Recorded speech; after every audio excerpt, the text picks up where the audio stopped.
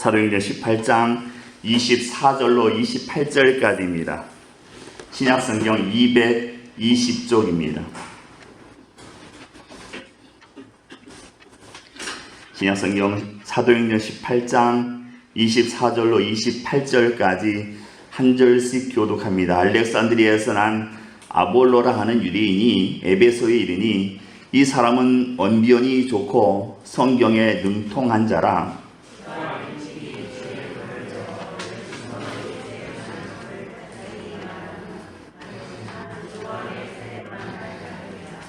그가 회당에서 담대히 말하기 시작하거늘 브리스길라와 아굴라가 듣고 데려다가 하나님의 도를 더 정확하게 풀어 이르더라.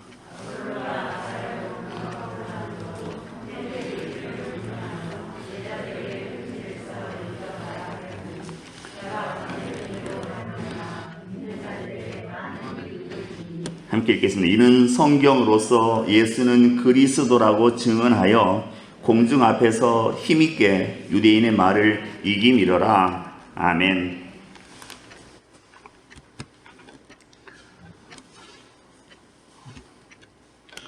정수기 업체인 청호나이스, 아마 다들 아실 것입니다. 청호나이스의 정휘동 회장이 책을 한 권 썼습니다. 에세이집입니다. 책 제목이 이겁니다. 물은 아래로 흐르고 사람은 위로 달린다. 물은 아래로 흐르고 사람은 위로 달린다. 그런 제목의 책입니다. 이 책에서 이 정휘동 회장님은 인생의 만남에는 4가지 종류가 있다 이렇게 얘기합니다. 첫 번째는 꽃송이 같은 만남입니다. 처음은 화려하지만 시들어버리면 그만인 그런 만남입니다. 두 번째는 지우개 같은 만남입니다. 내 인생에서 싹 지워버리고 싶은 그런 만남이 있다고 합니다. 세 번째는 생선 같은 만남입니다. 시간이 갈수록 썩은 냄새가 풀풀 나는 그런 만남입니다. 마지막 네 번째는 손수건 같은 만남입니다. 땀과 눈물을 닦아주는 그런 만남입니다. 이 4가지 만남 가운데 가장 잘못된 만남은 생선과 같은 만남입니다. 가장 조심해야 하는 만남은 꽃송이 같은 만남입니다. 가장 시간이 아까운 만남은 지우개 같은 만남입니다. 가장 좋은 만남은 손수건 같은 만남입니다.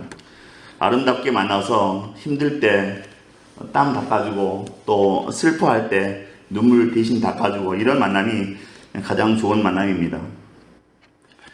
오늘 우리의 가치를 높여주는 좋은 만남이 있다면 예수님의 사람들을 만나는 그런 만남입니다.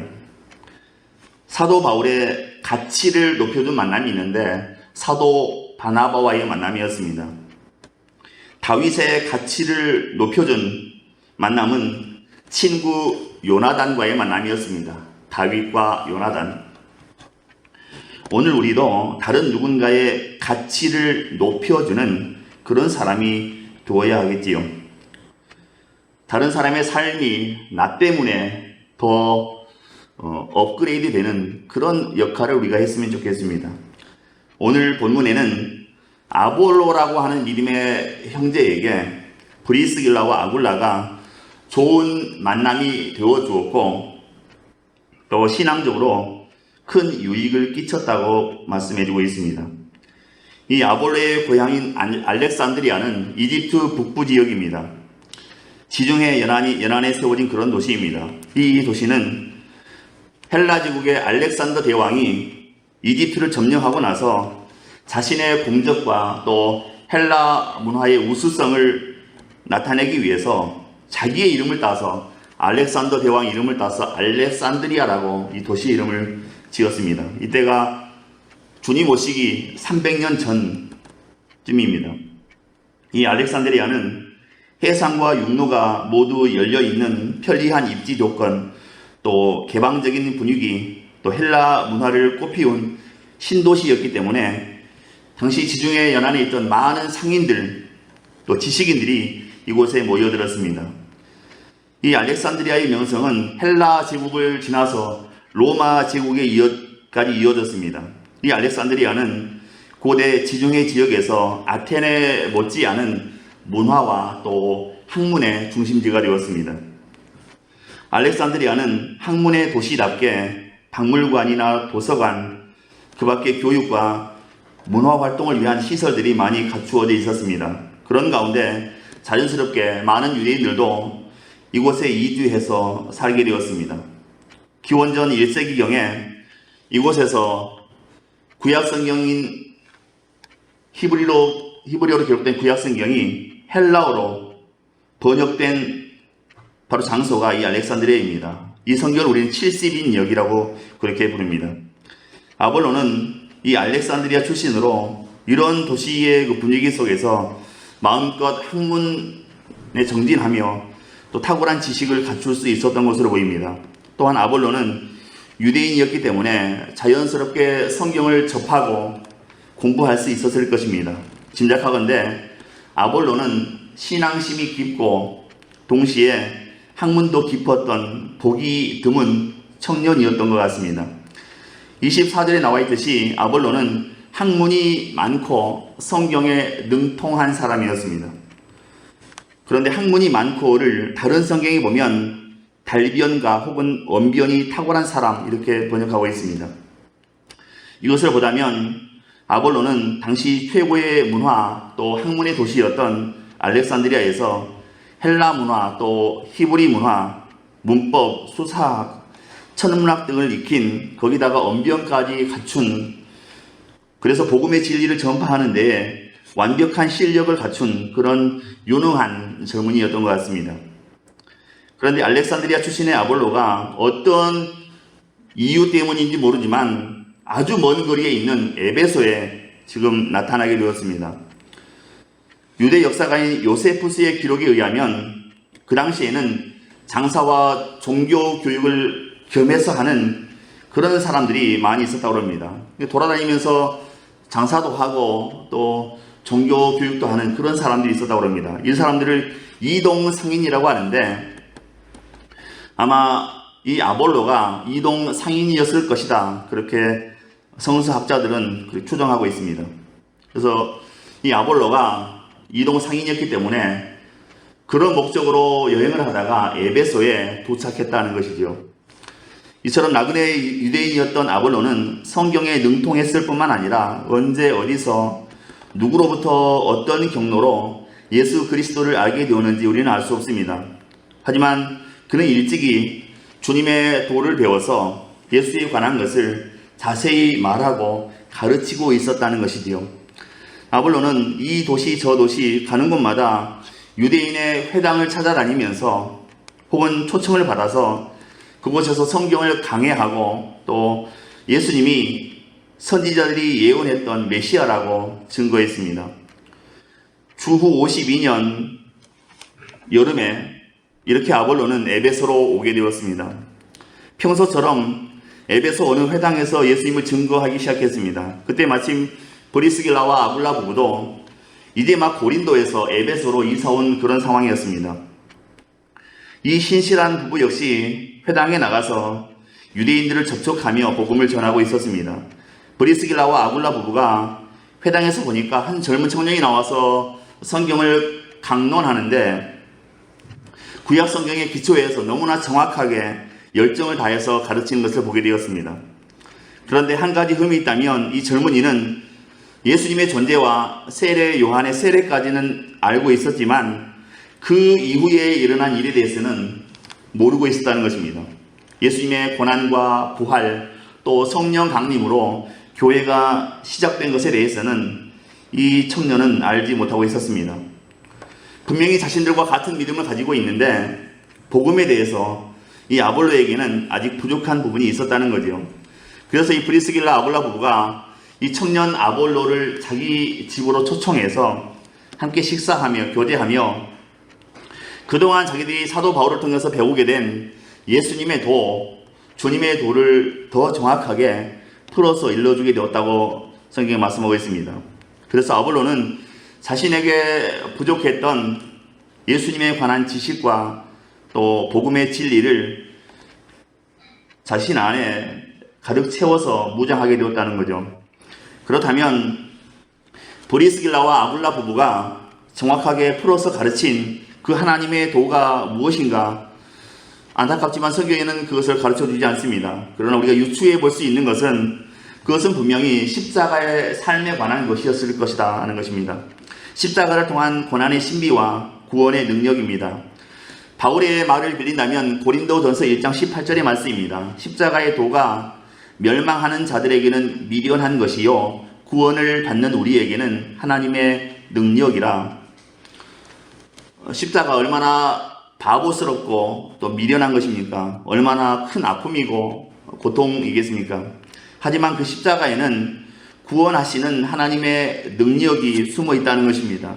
그래서 바울은 말하는 것입니다. 십자가의 도가 멸망하는 자들에게는 미련한 짓이지만 구원을 받는 우리에게는 하나님의 능력이다. 이것을 머리가 아닌 몸으로 체험하라는 것이 브리스길라와 아굴라 부부가 아볼로에게 가르친 내용이 아니었을까, 그렇게 학자들은 추정하고 있습니다. 2000년대 초반에 미국의 가장 큰 대형 교회 가운데 하나인 세들백 교회의 릭 워렌 목사님이 쓰신 책이 있습니다. 다들 읽어보셨을 거라 생각합니다. 목적이 이끄는 삶이라는 그런 책입니다. 그 책에 보면 무엇이 당신의 교회를 움직이는가, 이런 질문을 던집니다. 모든 교회는 무엇인가에 의해서 움직이는데 지금 당신의 교회를 움직이고 있는 그 추진력이 무엇인가, 이렇게 질문합니다. 릭 워렌 목사님에 의하면 이런 교회들이 있다고 합니다. 첫 번째는 우리는 언제나 이렇게 해왔다라고 전통에 따라 움직이는 교회, 그런 교회가 있다고 합니다. 두 번째는 사람에 의해서 좌지우지되는 인물에 의해서 움직이는 교회가 있다, 그렇게 말합니다. 세 번째는 뭘 하든지 비용이 얼마나 들어갈까, 돈이 얼마나 들어갈까, 이렇게 재정에 의해서 움직이는 교회가 있다고 합니다. 네 번째는 프로그램에 의해서 움직이는 교회, 다섯 번째 건물에 의해서 움직이는 교회, 여섯 번째 행사에 의해서 움직이는 교회, 또 일곱 번째 구도자에 의해서 움직이는 교회, 이런 교회들이 현대 교회의 모습들 가운데 다 있다는 것입니다.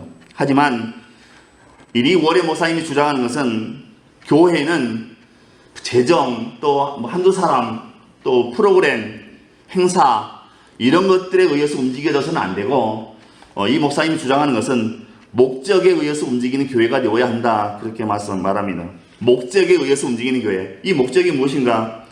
예수님께서 교회들에게 주신 신약 성경에 제시된 5가지 목적이 있습니다. 예배, 교제, 훈련, 사역, 전도, 이 5가지 목적에 의해서 교회는 움직여져야 된다, 그렇게 얘기했습니다. 물론 여기에도 조심할 점은 있습니다. 그것은 사람의 목적이 아니라 주님의 목적이, 예수님의 목적이 되어야 한다는 것입니다. 그리고 목적만 중요한 것이 아니라 그 과정도 중요하다, 이렇게 얘기했습니다. 그러나 목적이 이끄는 교회가 강조하는 것은 사람이 아니라 예수님이 교회의 주인이다 하는 것입니다. 교회의 구성원들은 종으로서 교회의 주인이 원하는 목적에 의해서 움직여야 한다는 것입니다. 오늘 부활주의를 맞이해서 우리 삶의 목적은 바로 주님의 십자가입니다. 십자가를 바라보고 십자가를 쫓아가고 십자가를 전파하는 그런 삶입니다. 아시는 대로 십자가 없이 부활은 없습니다. 영광은 없습니다. No cross, no crown. 십자가 없이 부활이나 영광은 우리에게 없는 것입니다. 십자가에 온전히 기대어 살아갈 때 우리도 부활의 영광을 보게 되는 것입니다. 27절에 보시면 아볼로가 아가야로 건너가고자 하므로 형제들이 그를 격려하며 제자들에게 편지를 써 영접하라 하였더니 그가 가매 은혜로 말미암아 믿은 자들에게 많은 유익을 주니, 이렇게 기록하고 있습니다. 이제 에베소에서 복음에 대해서 어느 정도 이해를 한 아볼로가 아가야로 가고 되어 있습니다. 아볼로가 지금 머물던 에베소는 아시아 대륙에 있는데 지금 아볼로가 가고자 하는 그 도시는 아가야 지역입니다. 에게해 건너편에 있는 그리스 남부 지역입니다. 그 중에서도 고린도, 콕 집어서 고린도로 가고자 했습니다. 바로 브리스길라와 아굴라 부부가 지금까지 살다 온 그 동네 고린도로 아볼로가 가고자 했습니다. 왜 하필 그 멀리 바다 건너 고린도에 가려고 했는가? 오늘 본문에는 그 이유에 대해서 설명하고 있지 않습니다. 하지만 5세기경에 성서 사본으로 추정되는 베자 사본이라는 게 있습니다. 거기에 보면 오늘 본문에 대해서 이렇게 기록하고 있습니다. 에베소에 아볼로가 머물고 있었는데 아볼로가 전하는 그 말씀, 설교를 들은 고린도에서 온 성도들이 몇 사람이 있었는데 그 고린도 성도들이 아볼로의 그 설교를 듣고 너무 좋아서, 말씀이 너무 좋아서 우리와 함께 고린도에 가서 고린도 교회에도 말씀을 선포해 주십시오. 이렇게 부탁했다는 겁니다. 강권했다는 것입니다. 그래서 아볼로가 허락하니까 27절에 나오는 것처럼 에베소에 있는 성도들이 격려하는 편지를 써서 아볼로를 잘 영접해 주십시오 라고 고린도 성도들에게 전달했다는 것입니다. 그리고 아볼로가 거기 가서 사역을 잘 감당했다는 것입니다. 이것은 5세기경에 나온 사본의 내용이지만 성서학자들에 의해서 충분히 타당하다고 그렇게 인정받고 있는 내용입니다. 정리하자면 에베소를 방문한 고린도의 그 성도들 가운데 이 아볼로, 청년 아볼로의 설교를 듣고 은혜 받은 사람들이 있었다는 거죠. 그래서 이 아볼로에게 고린도에 와서, 우리 고린도 교회에 와서 그곳의 형제 자매들에게 말씀을 전해달라고, 가르치고 돌보아 달라고 이렇게 제안했다는 것입니다. 이 제안을 아볼로가 받아들였다는 것입니다. 그래서 에베소 교회의 성도들이 추천서를 고린도 교회에 써주었고, 그래서 아볼로가 고린도 교회에 정착하게 되었다는 것입니다. 그리고 아볼로는 고린도 교회의 성도들에게 영적으로 큰 도움을 주게 되었다는 것입니다. 28절입니다. 이는 성경으로서 예수는 그리스도라고 증언하여 공중 앞에서 힘있게 유대인의 말을 이기미러라 이렇게 기록하고 있습니다.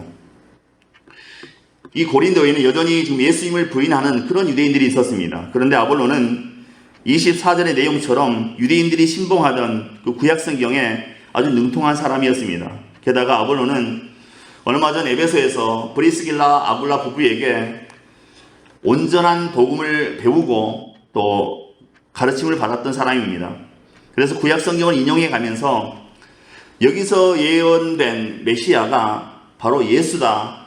예수가 바로 우리가 그토록 기다리던 메시아다 라는 것을 아주 논리정연하게 구약성경을 하나하나 인용해 가면서 설명했다는 것입니다. 예수님을 부인하던 고린도의 유대인들에게 공개적으로 토론해서 이겼다는 것입니다. 이 아볼로로 인해서 고린도의 그리스도인들이 큰 힘을, 영적인 힘을 얻게 되었다는 거죠. 2000년 전에 아주 타락하고 음란한 도시였던 고린도에 가장 먼저 가서 복음을 전한 사람은 사도 바울입니다. 2차 전도 여행 중에 혼자서 그 아테네에 들렀다가 혼자서 또 고린도에 가서 복음을 전했습니다. 1년 6개월 동안 바울은 고린도에 머물며 복음을 전했습니다. 그때 바울과 교제하고 숙식을 함께하며 함께 했던 동역자가 있는데 그 사람들이 바로 브리스길라와 아굴라 부부였습니다. 이제 고린도 교회가 어느 정도 성장했다고 판단한 바울은 자신의 2차 전도 여행을 마치고 자신을 파송한 안디옥 교회로 돌아가고자 했습니다. 그리고 돌아가는 길에 브리스길라와 아굴라 부부를 데려다가 에베소 교회의 지도자로 그렇게 자리 잡아주었습니다. 그 후에 바울이 수년이 지나서 다시 고린도를 방문하게 되었습니다. 그러니까 바울과 아굴라 부부가 떠나버린 그 고린도 교회에는 당장에 자신들을 인도해줄 말씀 사역자가 사라진 상황이었다는 거죠. 그리고 그 고린도 교회를 위해서 하나님께서 예비해 주신 사역자가 바로 오늘 본문에 나오는 아볼로였다는 것입니다. 물론 아볼로가 이때 고린도로 감으로 인해서 고린도 교회가 분열되는 아픔이 훗날 일어나긴 합니다. 훌륭한 사람들 다 다녀갔거든요, 고린도 교회에. 근데 아볼로가 와서 설교를 하는데 너무 성도들이 은혜 받는 겁니다. 그래서 우리는 오직 아볼로 목사님만 따라갑니다. 아볼로파가 생겼습니다. 아니야, 그래도 사도 바울이 최고야. 바울파가 생겼습니다. 나중에 수대자인 베드로가 와서 한번 설교했습니다. 베드로의 설교를 듣고 유대인들이 또 환호성을 치는 겁니다. 역시 베드로야. 우리는 베드로파, 게바파. 이것도 저것도 아닌 사람들. 우리는 바울파도 아니고 게바파도 아니고 아볼로파도 아니야. 우리는 주님을 따르는 사람이야. 우린 그리스도파야. 이렇게 주장하는 사람들이 나오게 되었습니다. 그래서 고린도 교회는 4개의 분파로 나누어지게 되었습니다. 나중에 이것 때문에 이제 바울이 고린도 교회에 편지 쓰면서 막 질책하고 그러죠. 2013년 4월 28일에 영국 동북부에 위치한 썬덜랜드에서 마라톤 경기가 있었습니다. 그런데 이 마라톤 경기에서 정말 어처구니 없는 일이 벌어졌습니다. 1등으로 들어온 단 한 사람을 제외하고 나머지 5,000명이 실격 처리된 그런 마라톤 대회였습니다. 유명한 마라톤 대회입니다. 5,000명이 뛰었는데 1등으로 들어온 한 사람만 합격하고 나머지 5,000명은 전부 실격 처리됐습니다. 5,000명 모두가 다 완주했습니다. 그런데 한 명만 인정되고 나머지 5,000명은 실격 처리됐습니다. 그 이유가 무엇인가 하니 1등하고 2등하고 차이가 너무 많이 났습니다. 2등이 1등을 찾아볼 수가 없어. 너무 멀리 떨어져 있어가지고 1등은 저 앞에 가고 2등이 오다가 뛰어가다가 길을 그만 잘못 들었습니다. 살짝 옆으로 비껴나가서 그 뒤에 따라오던 3등, 4등, 10등, 100등, 500등 전부 다 2등을 따라가는 겁니다. 경로를 이탈하게 된 겁니다. 2등이 한참 가다 보니까 이게 아니다 싶은 겁니다. 이 길이 아닌 것 같은데 하고 다시 다른 길로 해서 무사히 그 마라톤 꼬리 지점에 도착을 했습니다. 그러면 그것은 끝났어야 되는데 원래 그 마라톤이 42.195km거든요. 근데 이 사람들이 2등부터 5,000등까지 한쪽으로 빠졌다가 다시 제자리로 돌아갔거든요. 또 이제 측량을 해보니까 264m가 모자랐습니다. 1등은 정규 코스를 밟아서 쭉 돌아서 1등 됐고 2등부터 5,000등까지는 살짝 벗어나서 다시 꼬리짐 들어왔습니다. 그걸 측량을 했습니다. 근데 42.195km에서 264m가 모자랐습니다. 그래서 나머지 5,000명 전부 실격 처리됐습니다. 1등 한 사람만 되고 나머지 5,000명은 실격 처리된 그런 유명한 마라톤 대회였습니다. 영화 대사가 생각나지 않으십니까? 어이가 없네. 뭐 이런 대사가 생각나지 않습니까? 정말 어이가 없는 그런 마라톤 대회였습니다. 이 세상의 모든 사람들은 모두 자기 앞에 있는 사람들을 따라가려고 합니다. 2등은 1등을 따라가려고 하고 10등은 5등을 따라가려고 합니다. 권력을 얻고 싶은 사람은 권력자를 따라가고 부자가 되고 싶은 사람은 부자를 따라가고 학자가 되고 싶은 사람은 학자를 따라가고 스타가 되고 싶은 사람은 앞서가는 스타를 따라가려고 합니다. 각 분야의 정상에 있는 각 분야의 꼭대기에 있는 사람을 얼마나 많은 사람들이 뒤따라가고 있는지 모릅니다. 그러나 아무리 앞선 사람을 따라가더라도 앞서서 달려가고 있는 그 사람이나 또 뒤따라가는 사람이나 최후 꼬린 지점이 낭떠러지라면 또 잘못된 길이라면 얼마나 허망한 일이겠습니까? 한평생 수고하며 열심을 다해서 살았는데 영원한 생명의 정규 코스에서 벗어나서 실격이라고 판정이 된다면 그 얼마나 허무한 인생이 되겠습니까? 정확히 제대로 가야 하는 것이지요. 비슷한 길이 정확한 길은 아닙니다. 비슷한 길은 정확한 길이 아닙니다. 요즘 비슷해 보이는 길이 굉장히 많습니다. 이쪽에도 구원이 있고 이리 가도 구원받고 이쪽에도 구원이 있다고 막 그렇게 얘기합니다. 비슷한 길이 굉장히 많은데 그러나 정확한 길은 하나밖에 없습니다. 남들이 5,000명이 다 이쪽으로 가더라도 우리는 1등처럼 정확한 길을 가야 되는 겁니다. 남들이 다 다른 데로 휩쓸려 가도 우리만큼은 비슷한 길이 아닌 정확한 길로 가야 되는 것입니다. 그 정확한 길은 한 길밖에 없는 것입니다. 성경은 하나님이 시간과 공간을 초월하시는 분이며 언제나 우리보다 앞서 가시는 분이시다, 그렇게 말씀해 주고 있습니다. 그런데 그냥 앞서 가시는 분이 아니라 앞서 가시면서 우리의 가야 할 길을 예비해 주시는 분이 우리 주님이시다, 그렇게 성경은 말씀합니다. 앞서 가시면서 다 예비해 놓으시고 이리로 따라오라고 그렇게 우리에게 말씀하시는 분이십니다. 그러므로 우리가 앞서 가시는 주님을 제대로 따라갈 때에만 우리의 짧은 인생이 영원한 가치를 가지게 되는 것이지요. 앞서 가시는 주님을 제대로 따라갈 때에만 구원받은 성도로서 달려야 할 정규 코스에서 이탈하지 않고 완주하게 되고 마침내 승리의 면류관을 얻게 되는 것입니다. 내 앞에 2등의 뒤통수를 바라보고 따라가면 쉬울 수는 있겠지만 그 길은 나중에 실격처리 될 수 있는 그런 길일 수도 있습니다.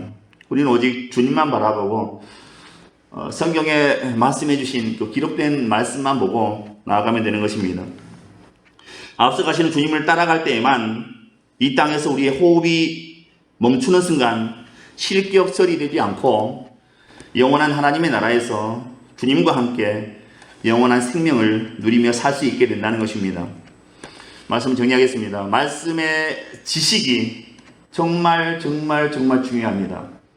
말씀의 지식이 너무너무 중요합니다. 말씀을 가까이 하고 말씀으로 승부하려고 해야 합니다.